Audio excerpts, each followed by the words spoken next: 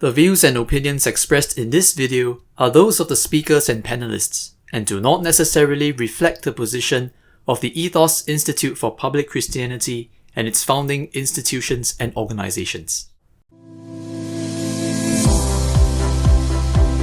Is Jesus God? Migrant workers and human rights from a Christian perspective. Marriage and family.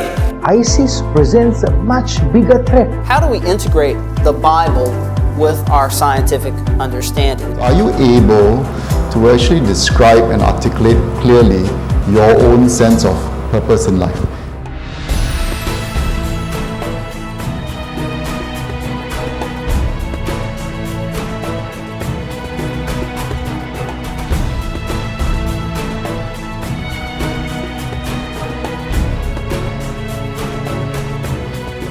Good morning. Good morning. All right, well, what to say about sex and gender in 30 minutes? For my first slide, let me show you what I'm really not going to talk about very much. And here are a list of the major biblical texts on sexuality and marriage. And I think we're actually quite familiar with them. And what I would and if you disagree with my view on them, I don't think I could convince you otherwise with all that I want to say. But let me summarize for you what I think the gist is, what coalesces as a picture of sexuality if we were to consider these texts. The first thing that we see is that human beings were created in God's image, male and female, that God pronounces this to be very good. And so there's a very affirming regard for sexuality in these verses. And of course, in other portions like the Song of Songs, for example, marital sexuality is celebrated. It's a good gift of the Creator. It's a source of pleasure. It's something that we rejoice in.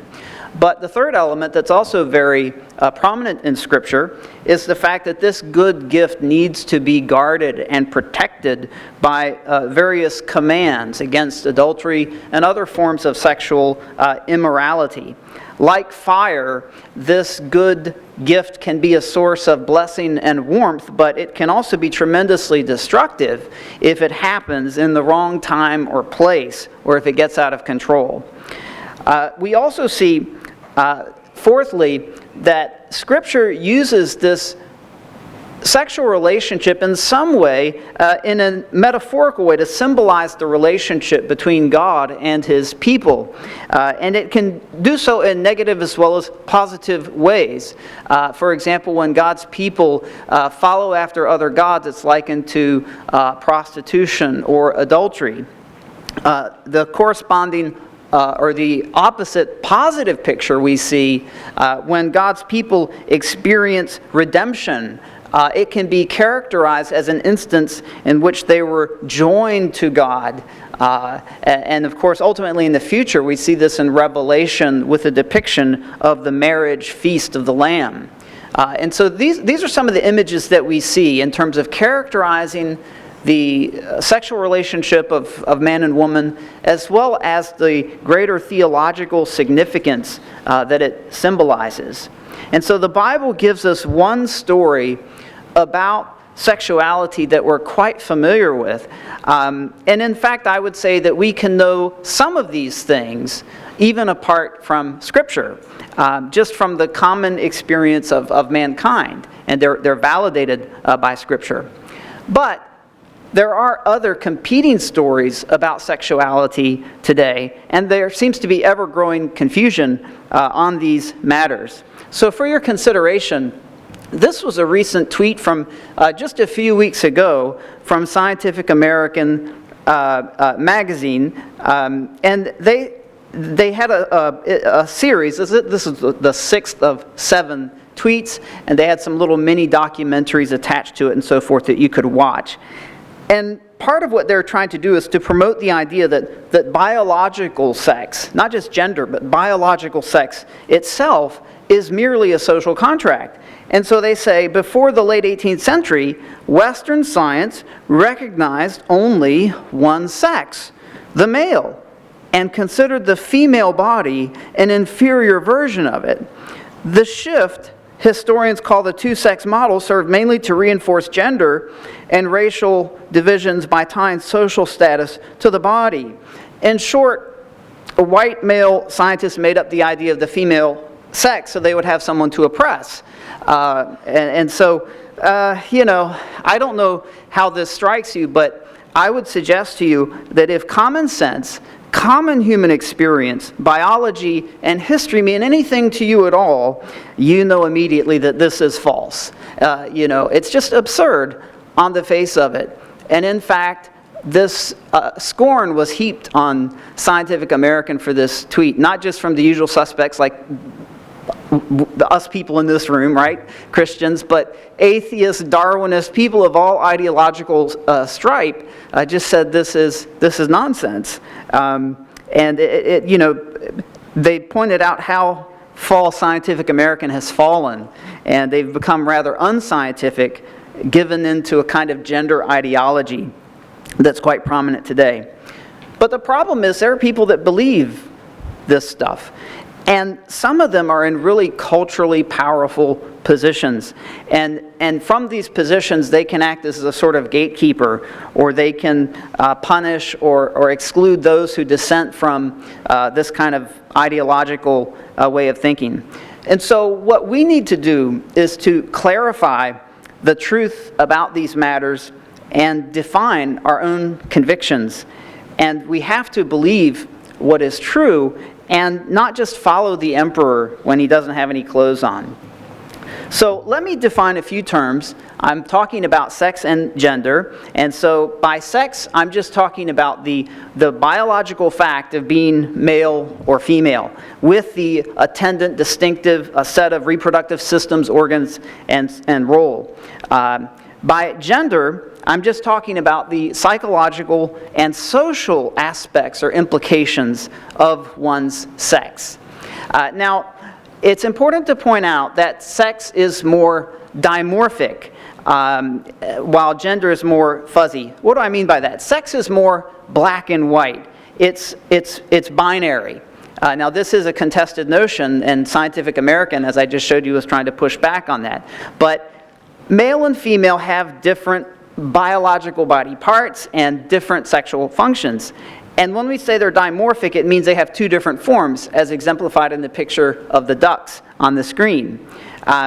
Sex is a biological reality, and it's a hard fact. And it's only recently that this notion has been contested. Gender, on the other hand, is not so black and white. Sex as male and female has consequences for the individual, how someone thinks about himself or herself, behaves, and so forth. But it also has social implications. What is expected of the individual as a boy, a girl, a man, a woman. Since sex matters, there is a certain amount of black and white in gender issues, but there's also a lot of gray. There are ways males and females typically are, but there's a lot of variation from individual to individual and culture to culture. And this is illustrated in the pictures of these actors and actresses. By the way, I could just ask you which one is more typical. And I think you could probably point, Ross and Rachel, right? That's very typical. But Brad Pitt and Anne Hathaway in the bottom picture are not so uncommon. It's not shocking or scandalous to see a woman with short hair. It's not this kind of differentiation is not uncommon, and we're not shocked by it. Okay, so it's just an illustration that gender is not as black and white as the area of sexuality. Now, we are not going to deal so much with gender roles, but I would like to sum up with a generalization, a rule of thumb. And I would suggest to you that we should respect gender stereotypes as general statements that capture some truth about the way men and women generally are. At the same time, however, we should reject gender stereotypes as absolute or categorical statements that define what all men and women are or must be. And I would suggest to you that if I were to ask you which of the two pictures are more typically representative of what we see among males and females, you could point out which is the more common and which is sort of the exception to the rule. Okay? And so Now, additionally, in this slide, what I've tried to present in the middle is a situation of basic equality. These two office workers, and yet they still exhibit gender differences in the way that they dress and so forth. Standards for hair and all kinds of things, right? And so wisdom, I would suggest to you, consists of discerning where sex does and does not matter. And you can see examples here, and the pictures are kind of small. You can see examples of men and women exhibiting very typical gender roles, but you also see exceptions represented. And the famous "We Can Do It" poster from World War II and the kind of a modern takeoff of it with the man and the baby. Sex matters, except when it doesn't. Sex doesn't matter, except when it does. Well, when does it matter? If you know all the answers to that question, you are truly a wise person. What is my agenda for this morning? Given the extent of confusion about sex and gender today, how can we publicly defend the biblical understanding? And so my goal is not to so much go through the biblical text, which gives us the main picture, which I think we are familiar with and that we are in large part in agreement on. But rather I want to sort of try to provide a public theology. I hope that's in line with Ethos's way of doing things, based on natural theology suitable for defense of the church's biblical view of normative sexuality in the public square. I think this is really essential if we're going to explain and defend the biblical view of sexuality and to educate Christians and to form in them convictions about such things that can withstand questioning. And sometimes a question can be a little bit hostile and high pressure. And if they're going to maintain their biblical view of these things, they need to have convictions and they need to be able to explain it in terms that make sense in the public square. So we want to get a sense basically of a biblically normative sexuality, and that even the common experience of mankind can sort of discern that and defend it. Secondly, we do need to give some account of sexual minorities who fall outside of that biblical norm. And so we have prominently today the issues of pertaining to homosexuality, transgender issues, intersex type peoples, and these would be raised up as questions to us, and we have to think about that. And of course we need to deal with them as people that are coming from this position of being a sexual minority. And so there are a ton of other questions that are related to these side streets that we could go down to, but we only have time to stay on the highway. So perhaps in the Q&A certain issues could be discussed. I think we have a lot of agreement on the big picture. At the edges of it is where issues might be a bit more blurred, and there's even more intra-family debate in Christian circles. Let me go on to talk about sexuality. Often, we want to focus on sexuality itself. We want to think about what it is, what its purposes are. And as a result of doing so, hopefully we can derive a normative framework that could give us guidance when we come to ethical questions. And so, let me just also say, by the way, that I have 30 minutes, and this is not a counseling session, right? So I'm trying to help us to see the truth about some controversial manners. And what I'm going to present to you, it might not necessarily be the way that you would dialogue with, for example, a sexual minority, okay? So I'm not giving myself a license for insensitivity, but I hope you understand my agenda here, and if you're ever in a situation of dialogue, you might do things a little bit differently, okay? So what about sex? What is it? Why is it? What is the purpose, or what are the purposes of sexuality?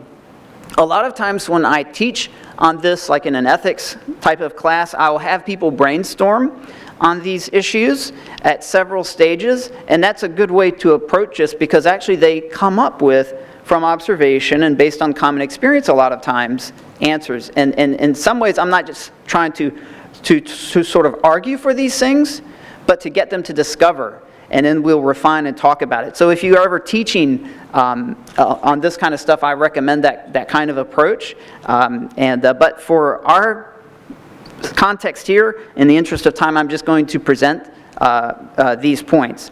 And I would imagine that if you did brainstorm on this among people around you, eventually you'd come up with something like this: 3 basic purposes for sexuality: pleasure and enjoyment, relational unity and intimacy, and procreation and reproduction.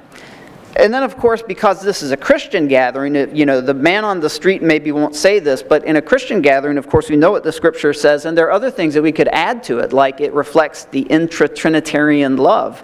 And also, furthermore, that intra-Trinitarian love, part of the story of redemption, is that is extended outward to God's covenant people, and that whole marital symbolism and so forth that captures that in Scripture. So these are the 4 main ideas of what sexuality is for. That the 3 sort of natural ones that are common, everyone can sort of see this. And then the 4th one is more theological, more revealed in how it symbolizes truths about God and His redemption for us. Okay? But we want to go beyond that and ask, of the 3 natural purposes, because we are doing natural theology here, public theology, so we'll set aside that last, although it's not trivial or unimportant, but again, this is about public engagement. Of the 3 natural purposes of sex, which is the most important? As a reminder, we mentioned, I didn't click hard enough. Okay, pleasure, relational intimacy, procreation, okay? Now, an individual may hold that one of these is more important than another, okay? But what we're really driving for is, why does sex exist at all, okay? So when I say most important, it's not like tonight, I really want to feel close to my wife. Or maybe we're intending to have a child, right? That's a subjective, individual, or familial type approach. But I'm saying, why does sex exist at all? That's what I mean by asking which is the most important. All right? And so that's what we'll turn to. So if we think first of these 3, we come to pleasure. Is that why sex must exist? Pleasure. And obviously, sex is an important source of that. However, it's not the only source, right? There are multiple sources of pleasure in life that God has blessed us with. It could be peanut butter, food, music, roller coasters, basketball, right? All kinds of things. And each of these are a different kind of pleasure. They have their unique aspects, and they're not strictly interchangeable. If God said to me, you can experience a world with sex or peanut butter, I have to think about that. I really have to think about that. But the idea here is that, yes, sex is an important source of pleasure in the world. I'd hate to have to make a choice between these, but it's not the only one, all right? In a similar manner, we could think about relational unity and intimacy. Of course, sexuality is a very important facilitator of that and source of it, but there are many other ways that we can experience relational unity and intimacy. Knowing and loving other people, all of that can take place apart from sex. And so, working together for a common cause or goal that's bigger than yourself, it can be a source of relational solidarity. Soldiers who have shared in the experience of combat talk about this kind of thing. People that have, that's a kind of a negative aspect too, like people that have been involved together in a catastrophe are often bonded together. And this is a testimony of some of the survivors from the Costa Concordia sinking. And so, in contrast, by the way, there are some people that have sexual relations without any kind of relational intimacy at all. So sex is not necessary or sufficient for relational intimacy, while it is an important source of it. So these are important factors pertaining to sex, but they're not absolutely definitive. The prime reason that sex seems to have to exist is for reproduction and the creation of new human beings, to bring new members of the human race into existence. Now, I have a caveat under there, which I'm not going to go into the fine print. I am aware of advances in reproductive technology, but I'm going to say that that does not mitigate my point, and I'm not going to elaborate any further for the sake of time. If you don't buy that, then you can ask me in the Q&A, and I can maybe defend that a little bit more. All right. So what are the implications that follow from this? There is this deep connection between sexuality and procreation. By the way, let me preface, I'm not Catholic. I'm not taking this in a Catholic direction. People mishear me on that, but that's not where I'm going. But what I am trying to get you to see is that human sexuality is deeply rooted in our nature and in our biology, and that it is inescapably the case that heterosexuality is the norm. In the biological realm, there are two kinds of reproduction, asexual and sexual, which involves the male and the female. And so there is this normative aspect to our sexuality that cannot be escaped. It's rooted in the complementarity of the male and the female and the role that each must play in the reproductive process. And if it weren't for that, there just wouldn't be sexuality at all. I deeply suspect. That's an assertion. I'm not sure that I can in a place to prove it, but it seems strongly suggestive from these realities. Okay. Furthermore, going beyond just the generation of a new human being, there's a correspondence between what a child needs to come into existence and to be nurtured on the one hand, and what an adult man and woman need relationally. A relationship of man and woman joined together in love, faithfulness, exclusivity, commitment, and permanence. And so the bottom line here is that this idea of heteronormativity is not just a social construct. It seems it's deeply rooted in our human nature. And it may be a bit polemical to say it, but I'm going to suggest to you that sexuality just is heterosexuality, especially when considered from the standpoint of biology. All right? Now, obviously, though, there is an extended sense of the term sexual as pertaining to this process or sexual experiences, things, what we do with our sexual organs and so forth, that goes beyond just heterosexuality. But if this is true, that sexuality is deeply tied to heterosexuality, these terms, heterosexual, homosexual, are a little bit strange in the sense that heterosexual as a term is already somewhat redundant, because already built in is the idea of male and female and the complementarity of them. Whereas homosexual is somewhat contradictory in a sense. There seems something to be contradictory about it. And so the idea here, there is, yes, this extent, we need these terms. We need them to talk about things, but it's from this extended sense of sexuality. There is a sense in which two people of the same sex doing things with their sexual organs is not really a sexual thing in the strictly biological sense, even though it's sexual in that extended sense. These are sexually related activities involving the sexual organs. All right. Well, what follows from this? And there is this idea of heteronormativity as something that's just a social construct, but I would suggest it emerges from a consideration of sexual function. If sexuality is just heterosexuality, then I would say that heteronormativity is not a prejudice or a social construct. It's just the way it is. And this heteronormativity seems to be unavoidable, except by one strategy. There is a way about talking about the body and organs of the body that seeks to avoid any sense of function or design or happening according to plan. And on this view, our sexual organs and our reproductive systems don't really have a sexual function, purpose, or design. Rather, events just happen to those sexual organs, which happen to cause other events like conception. And by analogy, hearts don't function to pump blood.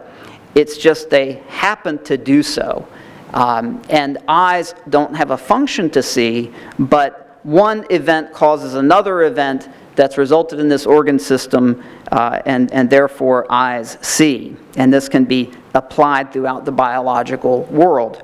Now, there is a kind of an implicit Darwinist view of behind this sort of thing, and so a lot of biologists are encouraged to avoid function language, but it's actually impossible. You watch any of these Nat Geo specials, and these guys inevitably lapse into the discussion of functions and how this creature has a special organ, like maybe the pit viper, and they explain the function of the pits and so forth. They cannot avoid this because it's quite pervasive throughout the biological realm.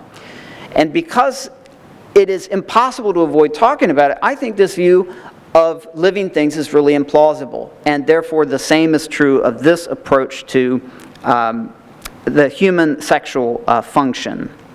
All right? Now, so therefore, we really do come to this idea that sexuality ultimately is heterosexuality. Our sexuality does have a function. Heteronormativity is not a prejudice or a social construct. It's just the way it is.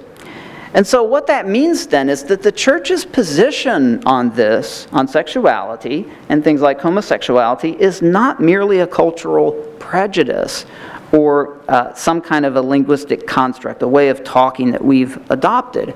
It's actually a recognition of what's deeply rooted, again, in human nature, in our metaphysics, our biology, and that's really the basis of it. And so what about homosexuality? I've already said that the things that I'm saying here are not necessarily for counseling, but I want to try to help us to define what we believe as true. There is a normative orientation of the man to the woman and the woman to the man. And even sometimes in our use of language like sexual orientation, we've stripped out normative sort of prefixes that might go with that. And as it's you can be oriented this way, you could be oriented that way. Like there's not any normative stance. And I think that sometimes obscures the truth. And again, be careful how you say this, but how do we recapture that truth? In fact, sexual orientation is a malorientation, a disorientation. And I think, again, to be sensitive, what's the best kind of prefix to use with that? I'm not really sure. And I wouldn't say this to insult any person that's struggling with same-sex orientation, but this is, I think, a truth that's often denied and obscured, and sometimes just by the language that we've gotten used to using. And it is important to recover that truth and to capture it. And so based on that understanding, I lost a slide somewhere. Well, based on that understanding, the church and society are not prejudiced in regarding the homosexual condition as an unfortunate one. And that homosexual acts and relationships are disapproved of and discouraged. There's nothing necessarily prejudiced about that. We should distinguish between the homosexual condition and homosexual activities, behavior, relationships.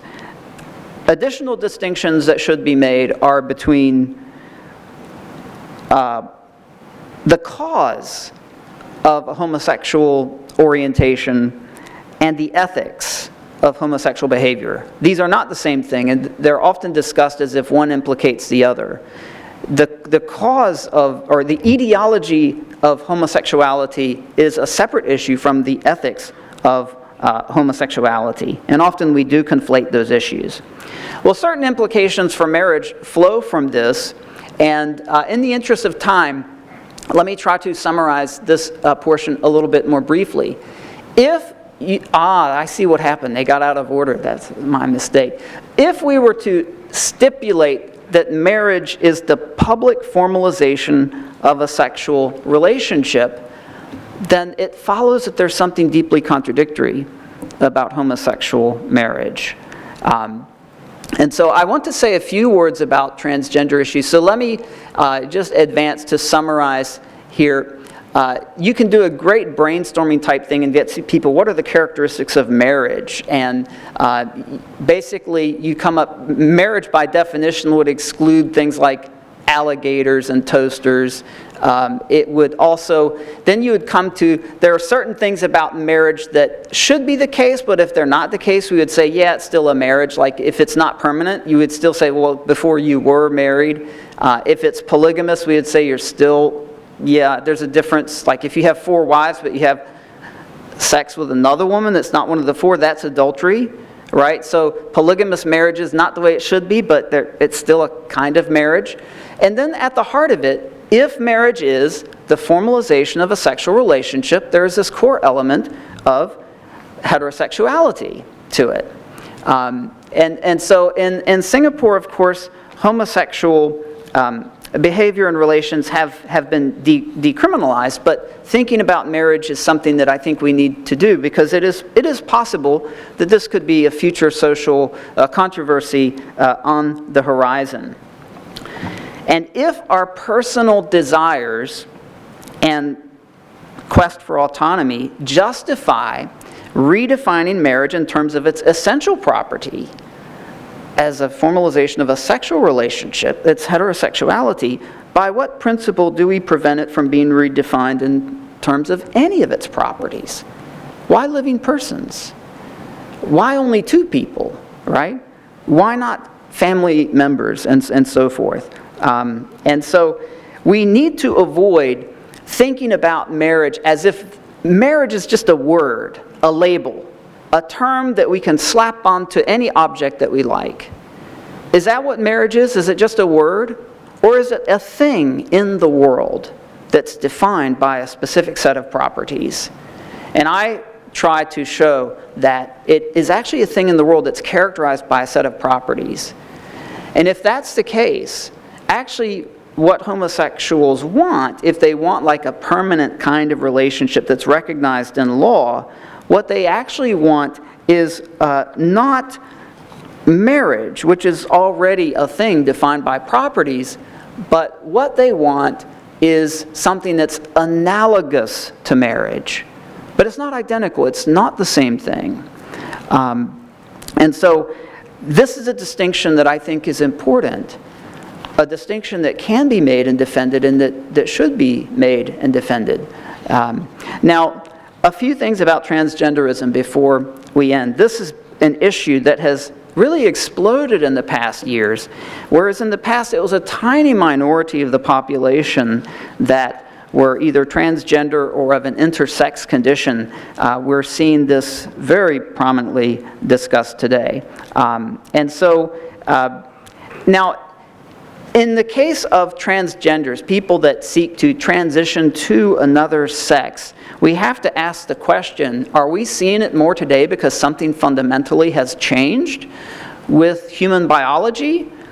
Or is this a result of the fact that there is this prominence of gender ideology today that is often being aggressively pushed on people at a young age who are maybe don't have clear convictions about these things, and they're going through times even of transition themselves, a lot of uncertainty.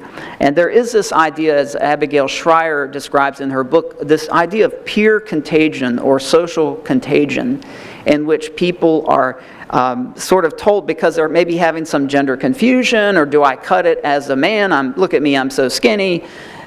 And they're very vulnerable, and it's kind of an ideological predation that goes on.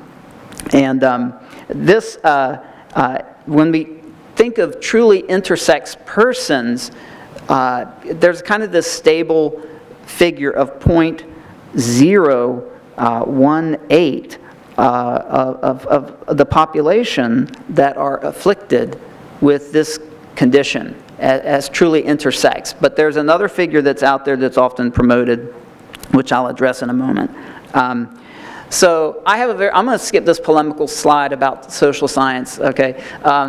But now, I would say one of the things that we need to recognize is that sex reassignment is literally impossible.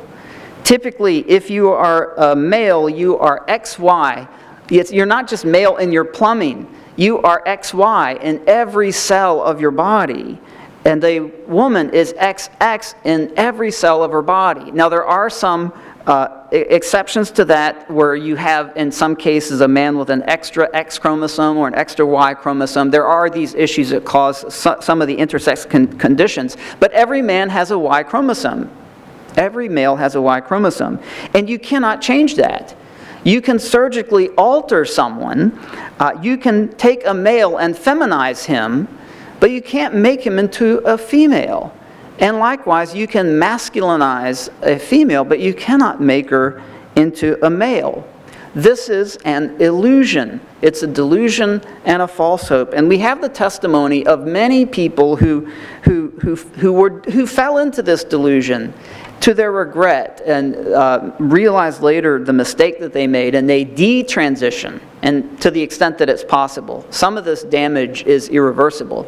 The story of Walt Heyer that's pictured here is illustrative, and you can easily find his testimony by Googling his name.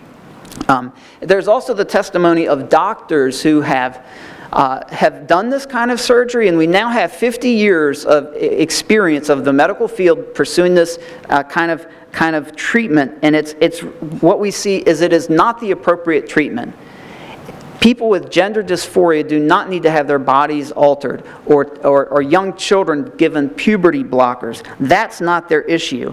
The outcomes are not good.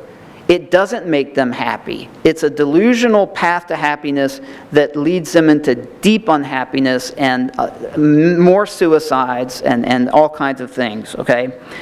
Now, let me clarify before I end. Let me just skip to some of these things you'll have to read in the paper. Now, there is this idea that many transgender activists say that the existence of intersex people shows that sex is not a binary, and there's more than two sexes. And they will quote a statistic that's become famous in the past 20 years or so, that 1.7% of people are intersex. Now, that should strike you immediately as false. Many of you know hundreds of people. How many intersex people do you know? This is a very misleading claim. And actually, the person that made this claim backed off on it years later and sharply qualified it. But the 1.7% is still promoted.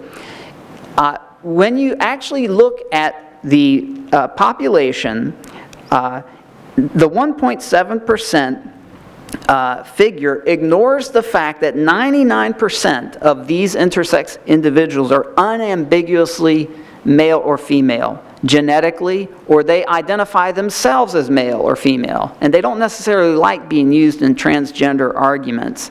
The 1% of intersex individuals with truly ambiguous sexuality works out to, according to different studies, 0.018 or 0.022% of the population. And so, well, what about those individuals? Do they constitute a third sex?